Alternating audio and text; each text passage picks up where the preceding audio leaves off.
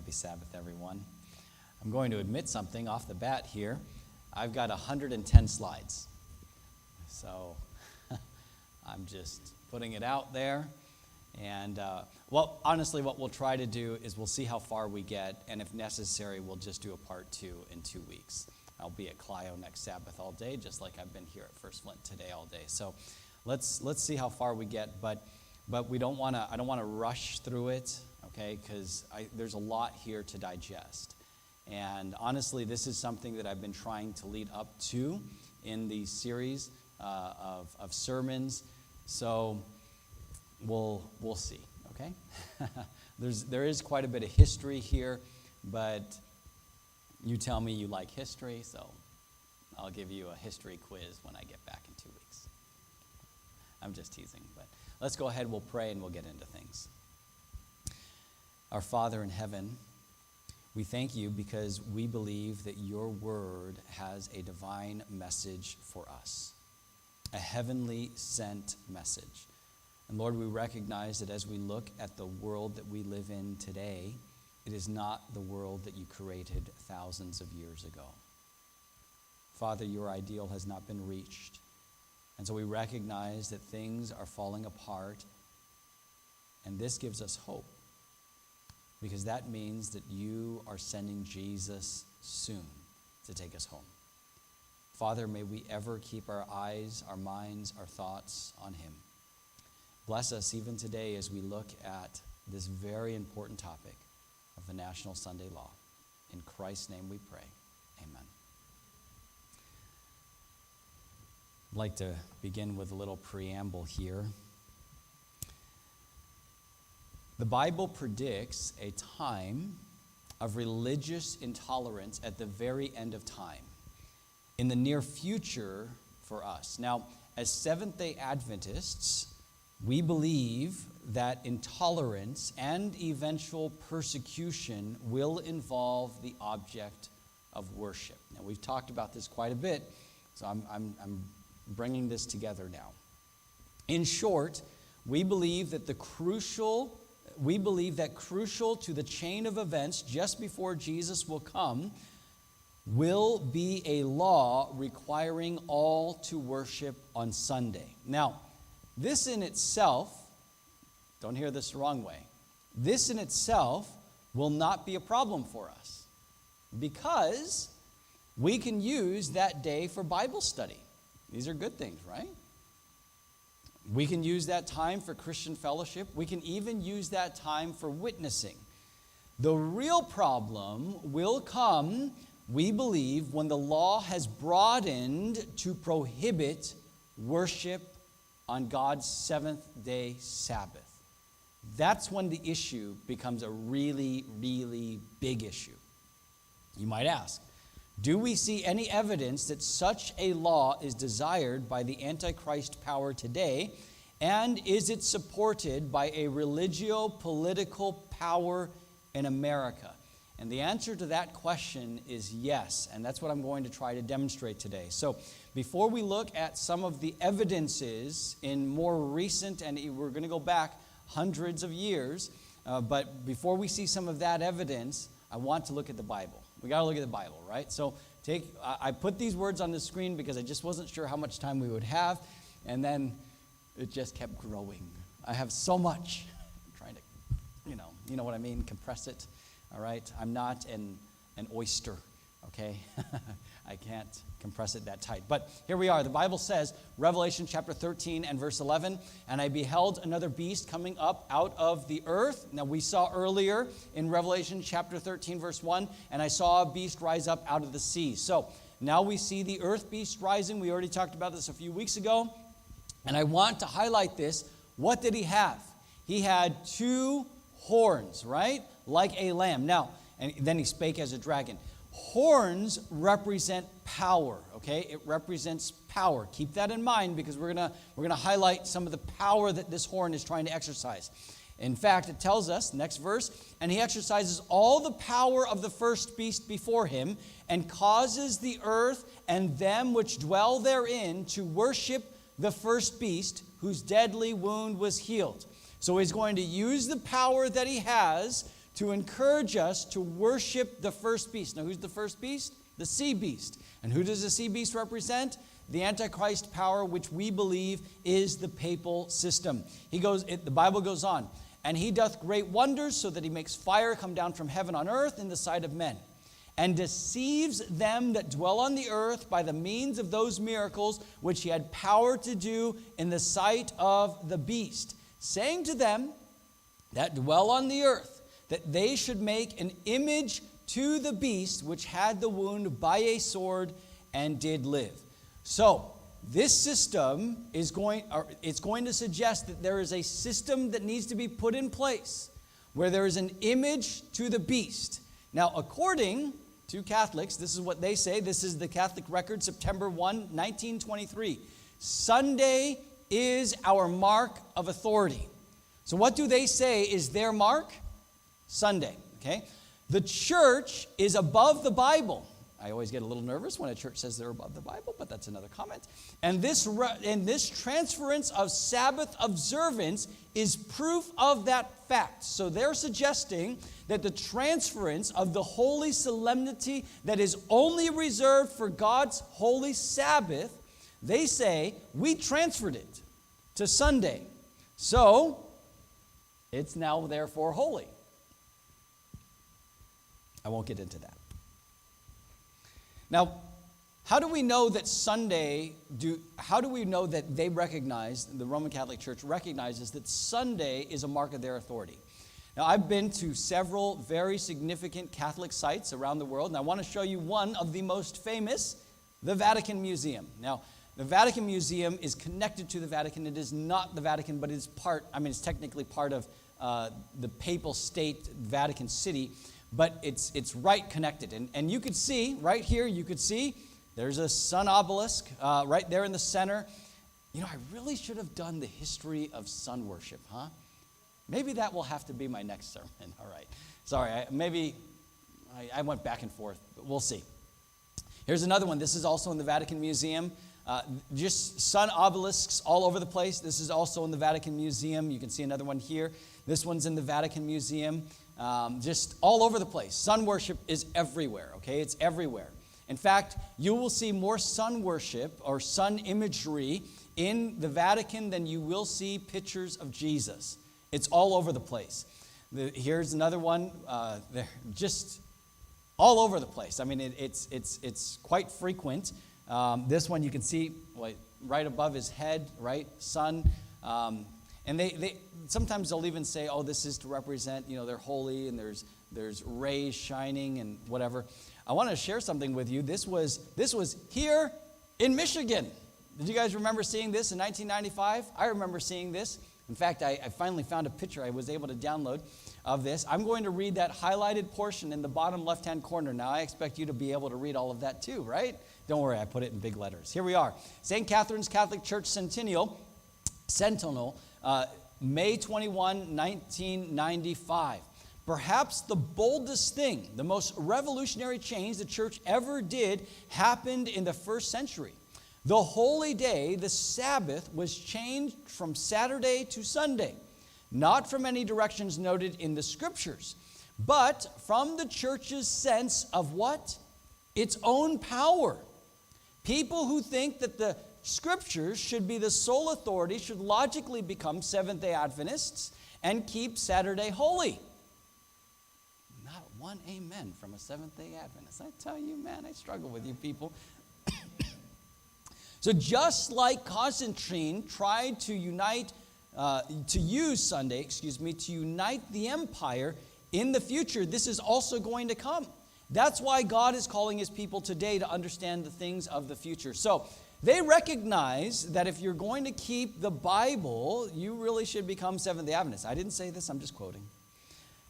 Kansas City Catholic, February 9, 1893. The Catholic Church, of its own infallible authority, created Sunday, a holy day, to take the place of the Sabbath of the old law. Now, what I'm trying to do is demonstrate to you that they are suggesting that this is their symbol, this is their sign, this is their image, okay? So the Bible, remember what we read in Revelation chapter 13, they will create an image to the beast. So what is their image? What is their mark? What is their sign? That's what we're looking at. In fact, Father C. Enright, CCSR of Redemptoral College, Kansas City, Missouri, June 1893, said, the Bible says, remember that thou keep holy the Sabbath day. The Catholic Church says, no. By my divine power, I abolish the Sabbath day and command you to keep the first day of the week. And lo, the entire civilized world bows down in reverent obedience to the command of the Holy Catholic Church. I mean, these are pretty bold statements, right? And by the way, none of them have been retracted. So I'm not reading to you retracted statements. I'm reading to you statements that they strongly believe in. This one is the Catholic Mirror, same year, December 23. Reason and common sense demand the acceptance of one or the other of these alternations, either Protestantism and the keeping holy of Saturday, or Catholicity and the keeping of Sunday. Compromise is impossible. So he's basically saying what? You've got one of two options. Either you're a true Protestant and you keep Sabbath, or you're Catholic and you keep Sunday. Why?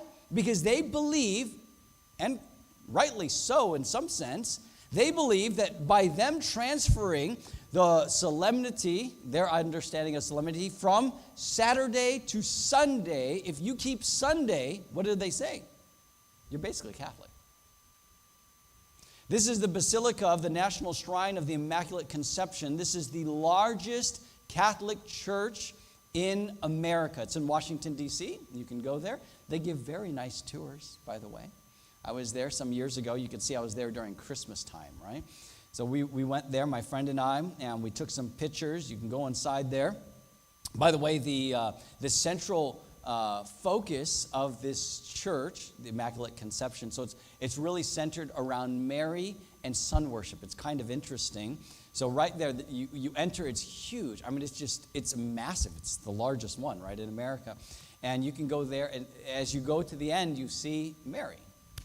And then above that, you see these stars or suns. And all over the place, you will see suns represented. Harold Lindsay in Christianity Today, May 7, 1976, not too long ago, some of you were alive. All businesses, including gasoline stations and restaurants, should close every Sunday by force of legislative fiat through the duly elected officials of the people. Now, in America, we have a unique system, right? Our system is, how does a law get passed? Congress, right? And how does something get to Congress? What happens is there's really a demand from the people. Without a demand from the people, nothing is going to happen on the other end. We have what are known as senators, and the House of Representatives, right? Now, without those, basically, you would have either dictatorial government or you would have a kingly government, which is not too far off from dictatorial at times. But you don't really have a representation of the people. In America, a law is passed by the representation of the people. Most people do not pass laws without a desire from the people. There's got to be something from the people, okay? There's got to be something from the people. Now, I want to read for you something that I find striking when you look at what the Supreme Court has for years been suggesting. By the way, if you look at the Supreme Court, do you know how many Protestants serve on the Supreme Court right now? Right now. 0. There are no Protestants in the Supreme Court right now. There are only Catholics and Jews. There are 2 Jews and the rest are Catholic. So that in itself shows that our nation is shifting. The mentality of our nation is shifting. Now just keep this in mind. This is Justice William O. Douglas. No relation, by the way. It seems to me plain that by these laws, the states comply, 1, under sanction of law, to refrain from work or recreation on Sunday because of the majority's religious views on that day. The state, by law, makes Sunday a symbol of respect or adherence. Whoa. Here's another justice, William H. Rehnquist. The wall of separation between church and state is a what? Metaphor based on bad history. It should be frankly and explicitly abandoned. This is very concerning stuff, right? Coming from our Supreme Court leaders. St. Louis Dispatch, October 29, 1991, said this: as the second century of the Bill of Rights draws to a close, the Supreme Court is redefining what religious liberty will mean in the third century. Broadly, the court's new approach helps conventional religions while hurting unconventional ones.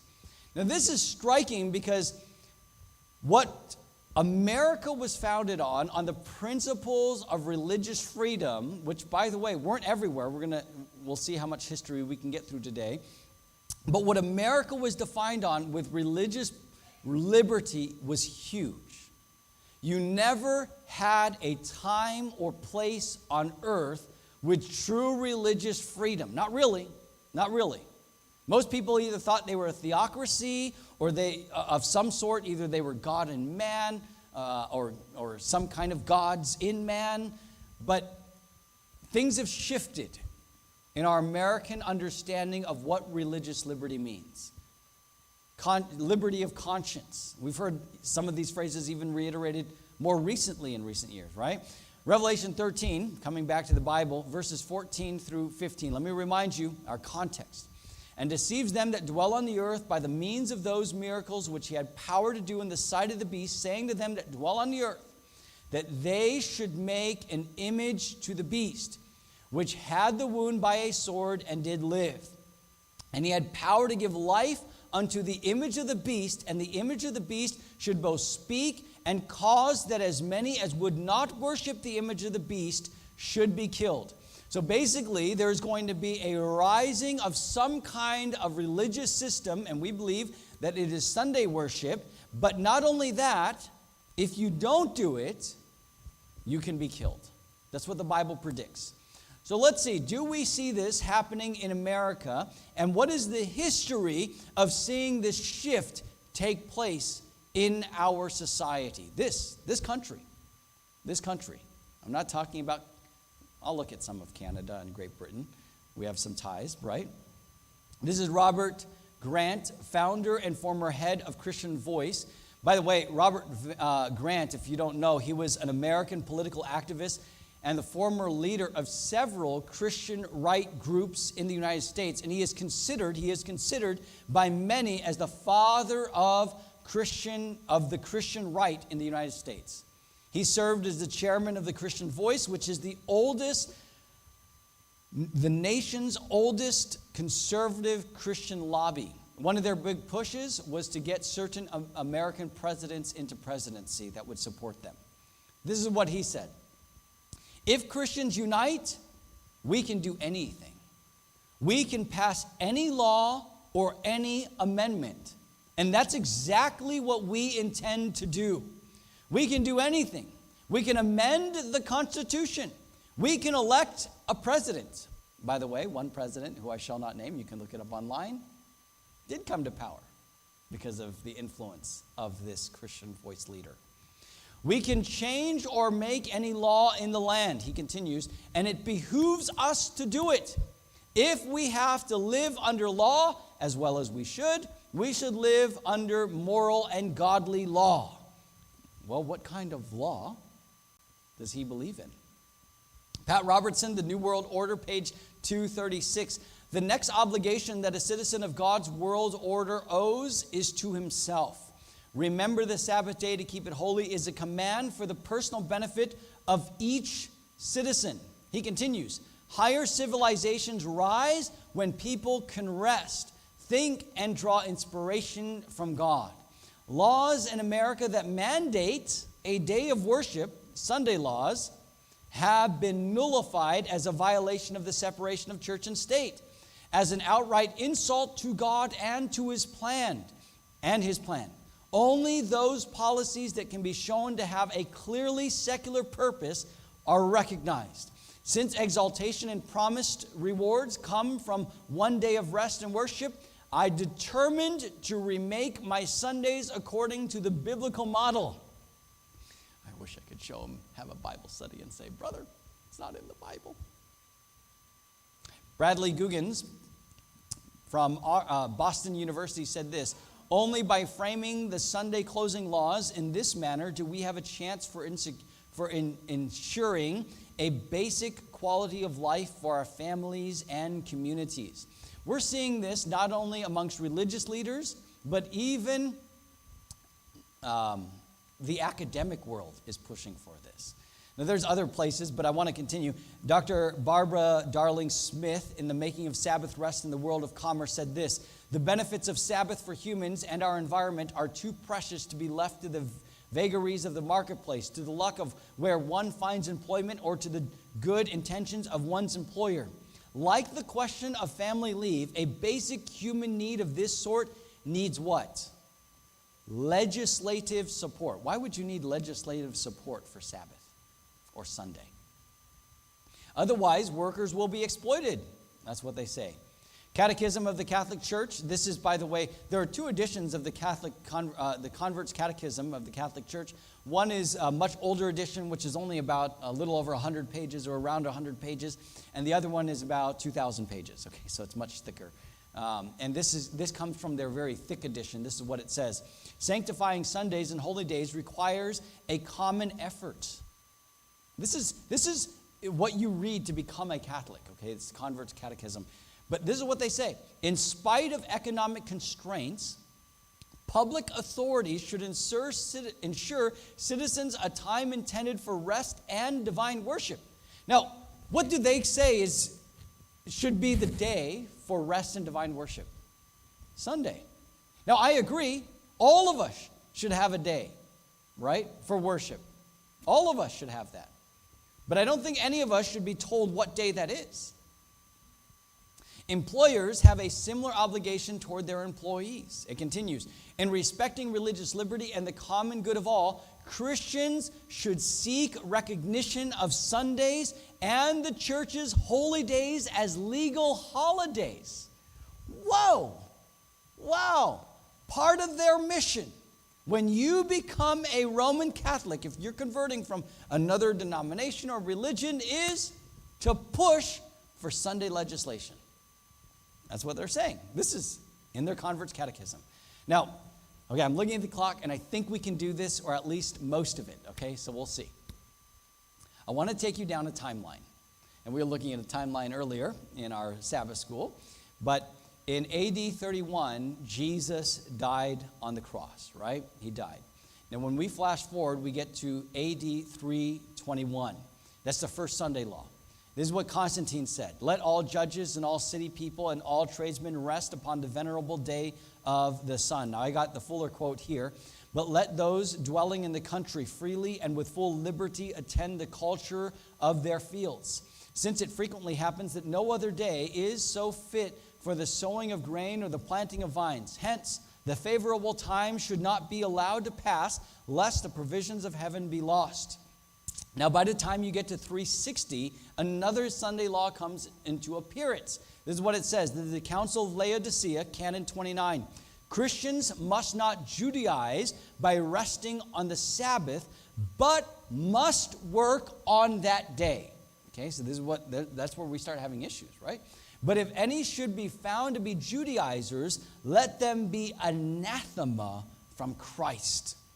In other words, you're kicked out. You can never become connected to Christ. Now, a lot of years pass, and nearly over a millennia, and we get to 1441. This is the Council of Florence. All, therefore, who observe the Sabbath and other requirements of the law, it, Roman Church, declares alien to the Christian faith and not in the least fit to participate in eternal salvation. So we're saying, look, you don't keep Saturday, if you don't keep Sunday as the Sabbath, you're not a part of salvation. You can't experience salvation. That's huge stuff, man. Now, not too far later, you had these people who crossed the Atlantic in search of religious freedom.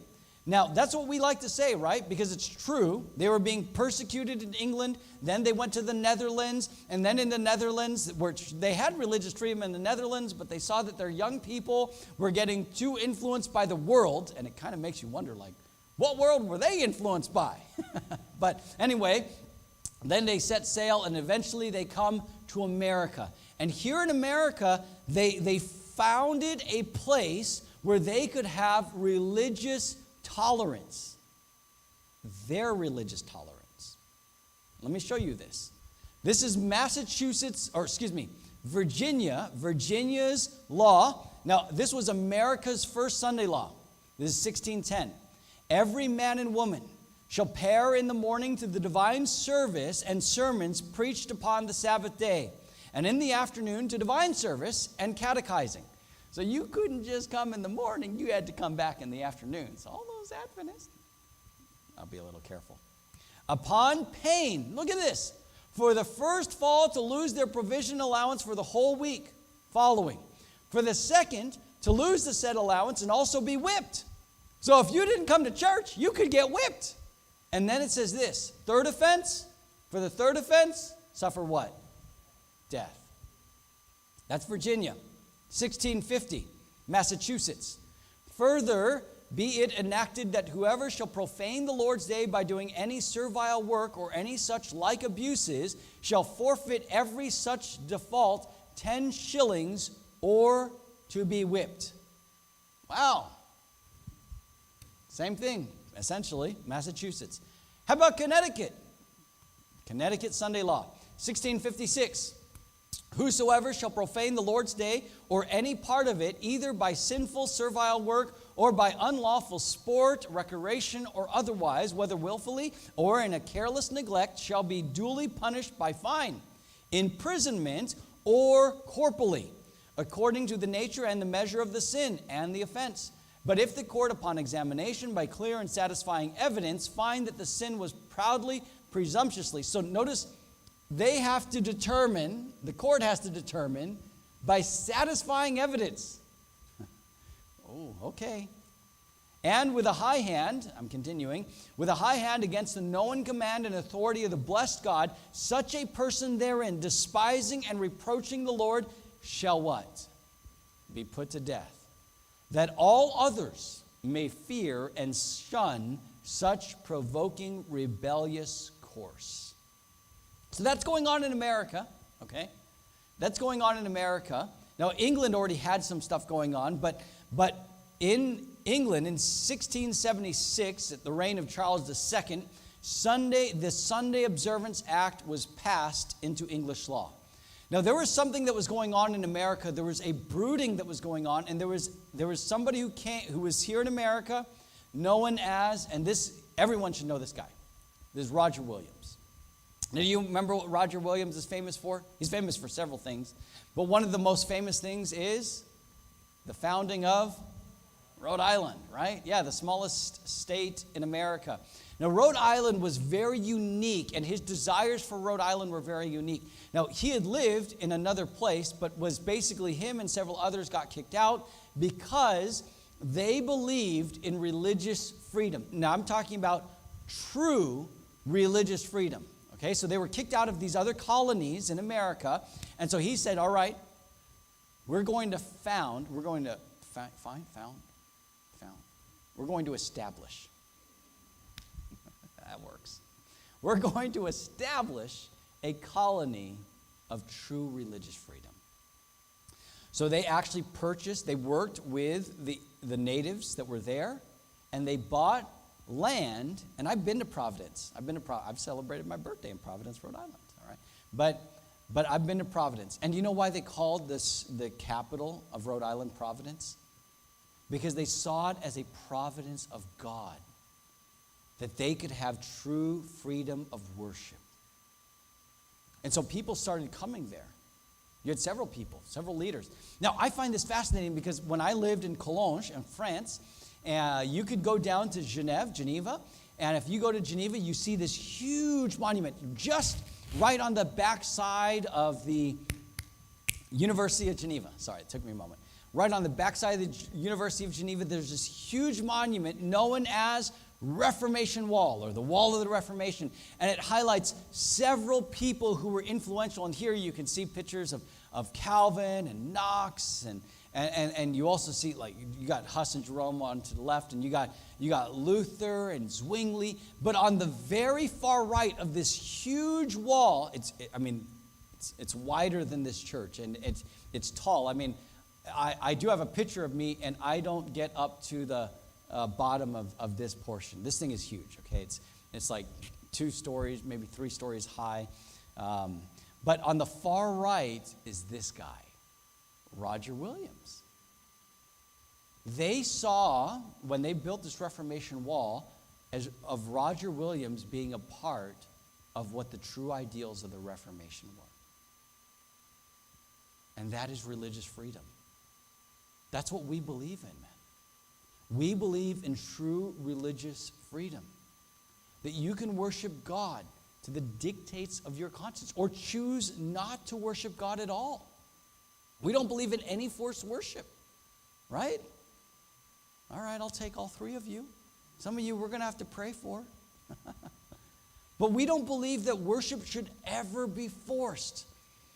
Ever. So Roger Williams helps to establish Rhode Island. And eventually, these principles find their way down to Virginia, and by the late 1700s, so this is like 100 years later, okay? By the late 1700s, up rises a guy who's more agnostic than anything, who helps draft a document known as the Declaration of Independence. And he also helps to establish several other things in American society, like the Bill of Rights, right? This guy was Thomas Jefferson. Now, you might have a lot of issues theologically with Thomas Jefferson, like I do, but one thing where I really appreciate, he stood for a lot of the ideals of religious freedom. Now, so that's 1776? Flash forward 100 years.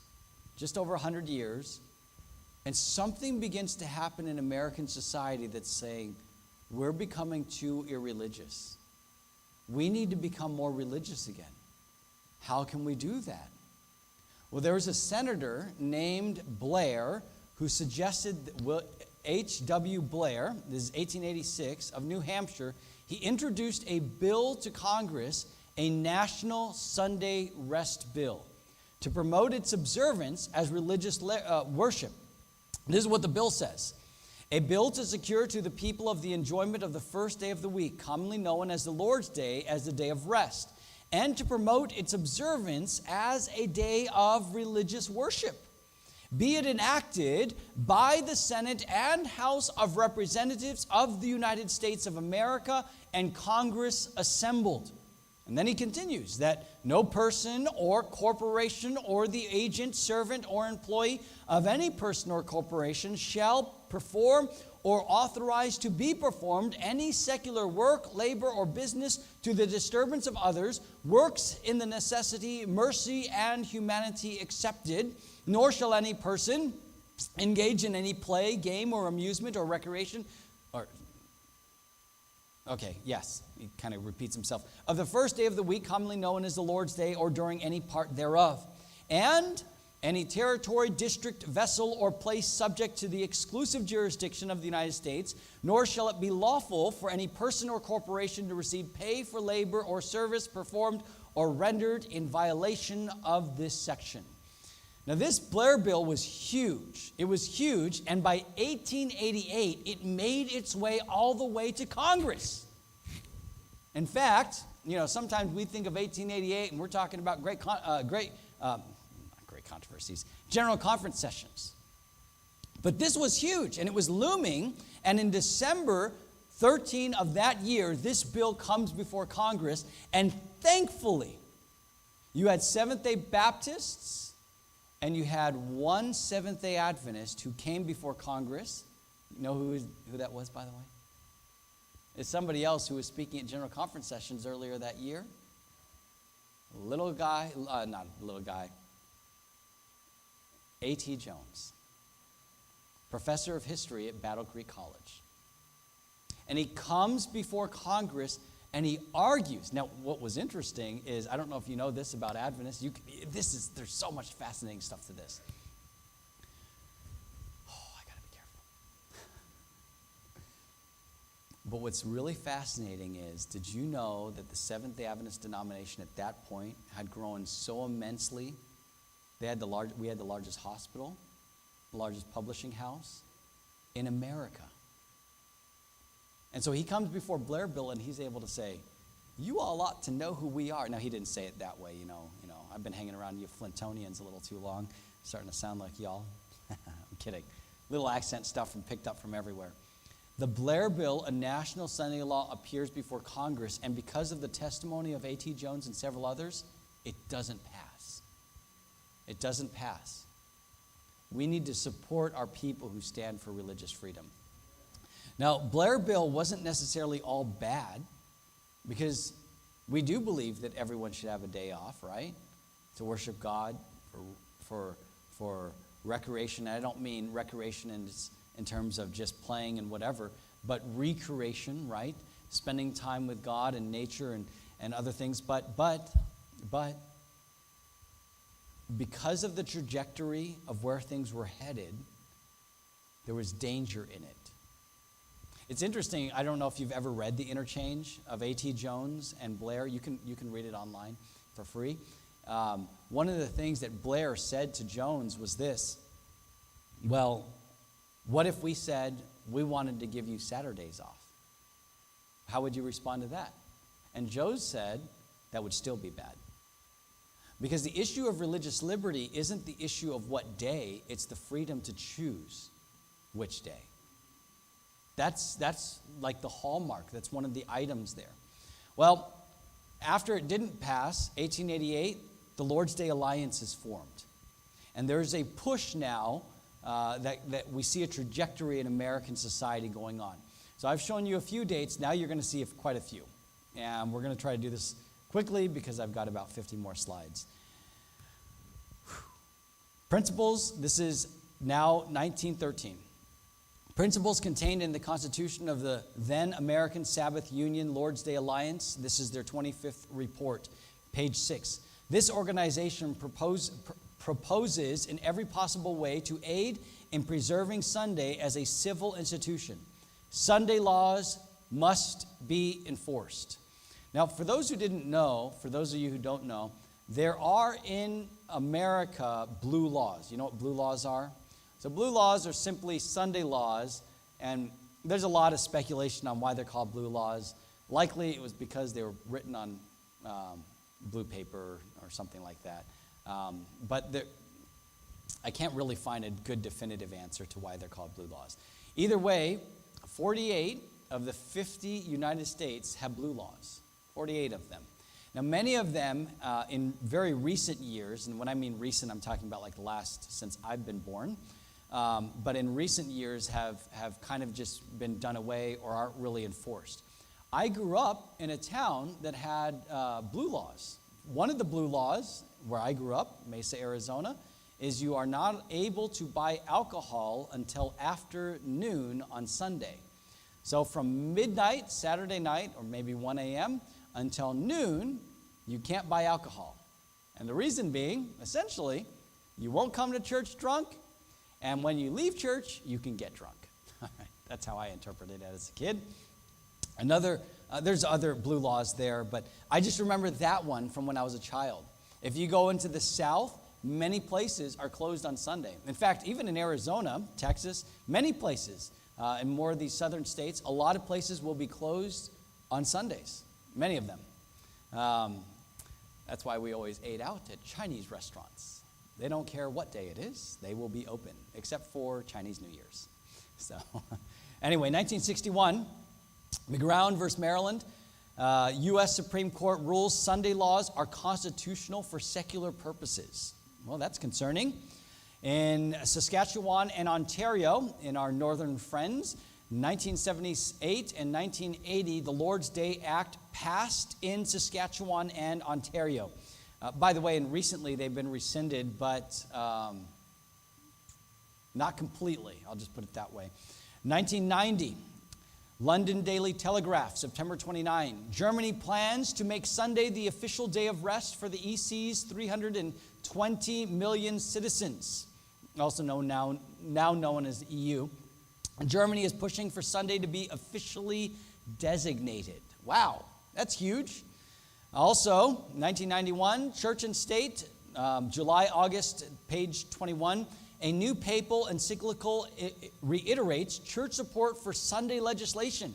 It also called for government recognition of Sunday as a day of rest and worship. Later on that same decade, John Paul II, in his encyclical letter here, Christians will naturally strive to ensure that civil legislation respects their duty to keep Sunday holy. So there has been a constant push all the way through in Catholicism for pushing of Sunday legislation. 2000, Christians should seek recognition of Sundays and the church's holy days as legal holidays. That's the Catechism of the Catholic Church, popular and definitive edition. And I read part of that earlier, but that's the 2000 edition. CNN News reports Warsaw, October 2001. Polish lawmakers proposed a draft bill on Thursday that would require stores to remain closed on Sundays. EU, 2002. Christian Post, December 23. EU decides to keep the Sabbath day holy. Now, I was once a younger person, and I remember very clearly being in college in 2004, and that summer I saw this. Now, this isn't very, interesting to me, but if you look at the date, it is on August 2nd in 2004. And that year, a lot was going on. There was a lot of talk in American culture and American society. We need to do something. We need to do something. 9/11 was probably due because we weren't following the Lord's will. And so there was this huge push. We need to come back to God. We really need to come back to God. And there's this, I don't know if you remember this, but I remember in 2004 seeing this Time magazine, and I was at the store and flipping through it, and there was an article in there, an opinion article by Nancy Gibbs. Now, Time magazine is not a religious magazine, is it? No, it's very secular. But it had this article in it, this opinion article by Nancy Gibbs, and it said this. This was the title of it. And on the seventh day we rested. Maybe those old blue laws weren't so crazy after all. A month later, just over a month later, CBS of Jacksonville, September 28, said this. The laws that used to keep stores and other businesses closed on Sunday, maybe they weren't so crazy after all. So there's this growing wait a minute, maybe these weren't all that bad. Maybe these are good things. We should consider having these again. Washington Times, July 13, that same year. Stressed out society could use restful Sundays. And now, is the Washington Times a religious paper? No, it's not. EWT News Brief, November 2, same year. Okay, so I'm seeing all of this. I'm in college. I've switched my major to theology, and I'm like, whoa, I'm probably not going to graduate. The Lord's going to come. Because all of this is just brewing. The majority of Nova Scotians voted no to Sunday shopping in a referendum in mid-October. And then things kind of quiet down. But then you get to 2007, and Pope Benedict, in his address, September 17, says this, give the soul its Sunday, give Sunday its soul.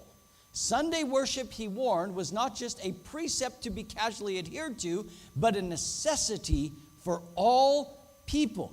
Same year, I put these out of order, but he says this, February 22, same person, Pope Benedict, Sunday is the primordial holy day and is meant to be kept holy.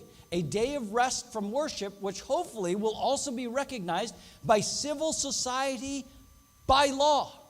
Whoa, okay. He also says, next year, April 15 through 21, in his upcoming apostolic journey, the world has greater need of hope for peace, for justice, and for freedom. But this hope can never be fulfilled without obedience to the law of God. Now, we know which law he believes in and is promoting, right? CBS News, same year, July 16. The Croatian parliament has passed a law forcing shops to close on Sundays in a concession to the Roman Catholic Church.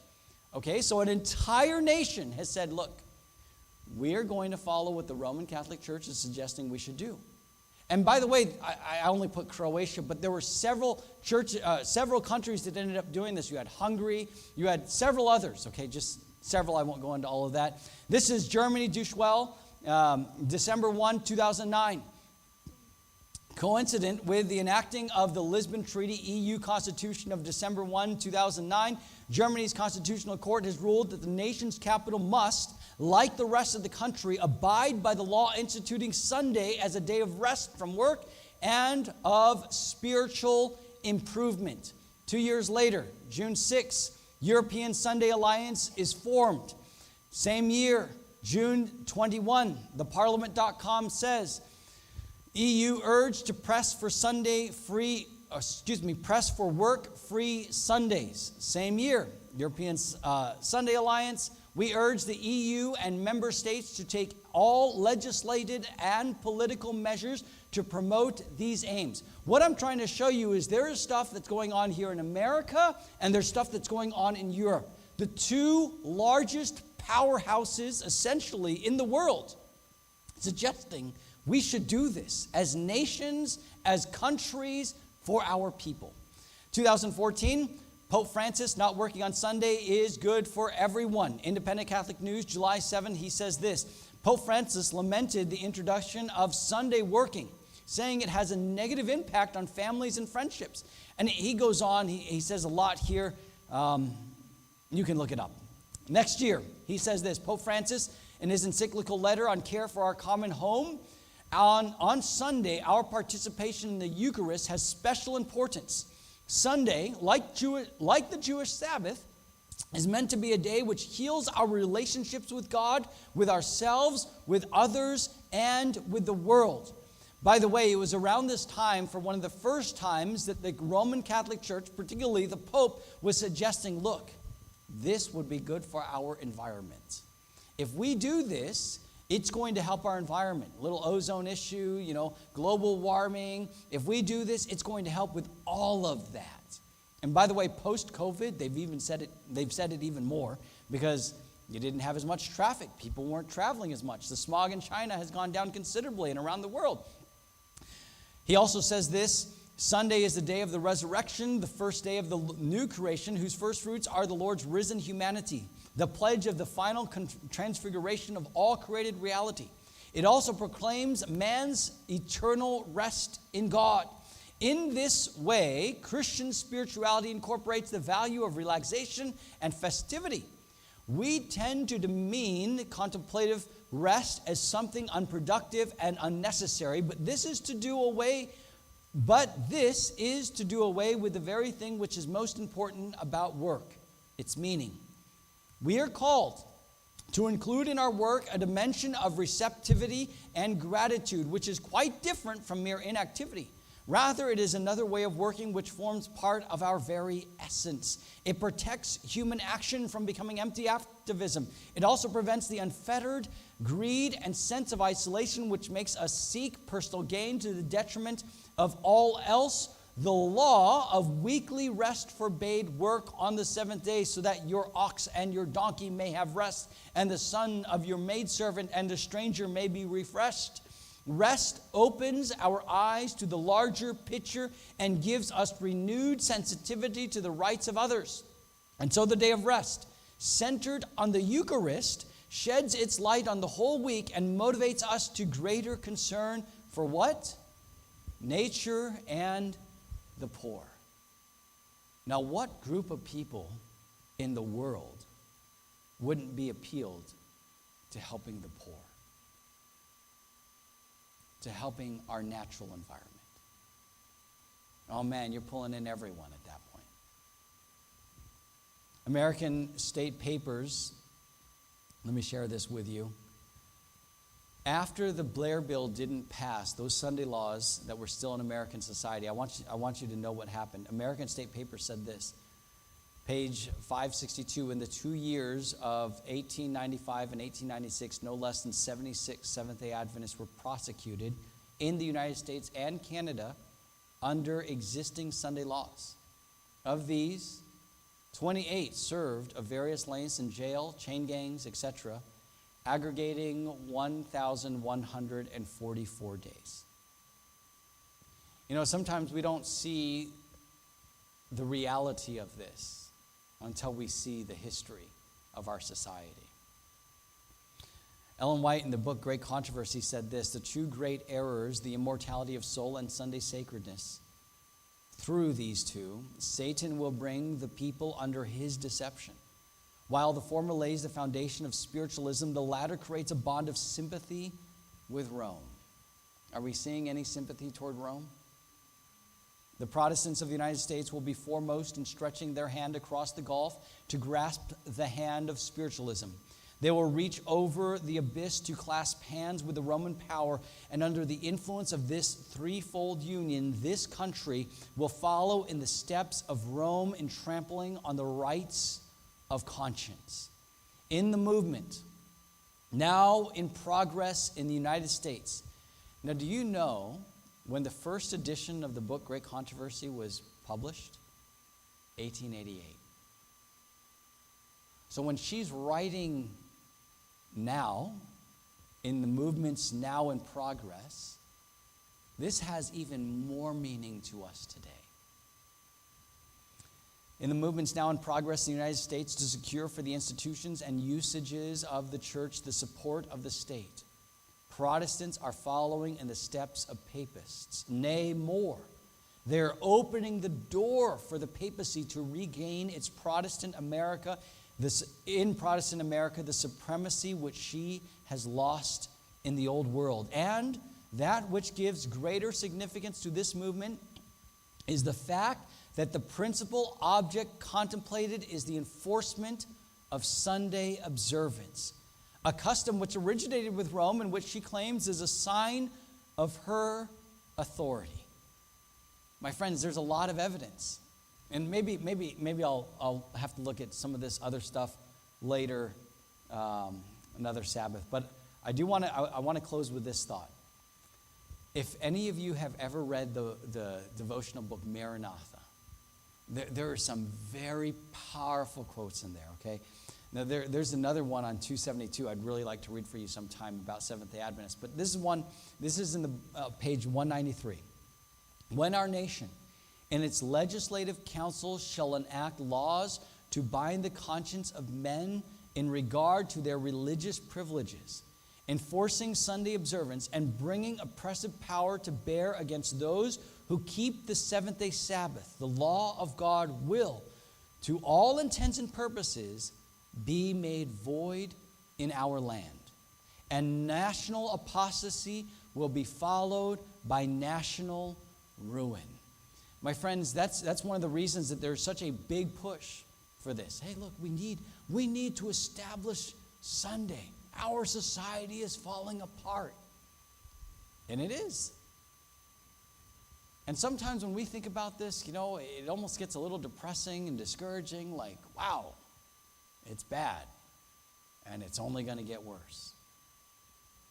But my friends, I have one very simple appeal. It's not that we stick our heads in the sand and we're unaware about what's going on in our society or in our world. But our eyes are not focused on that stuff.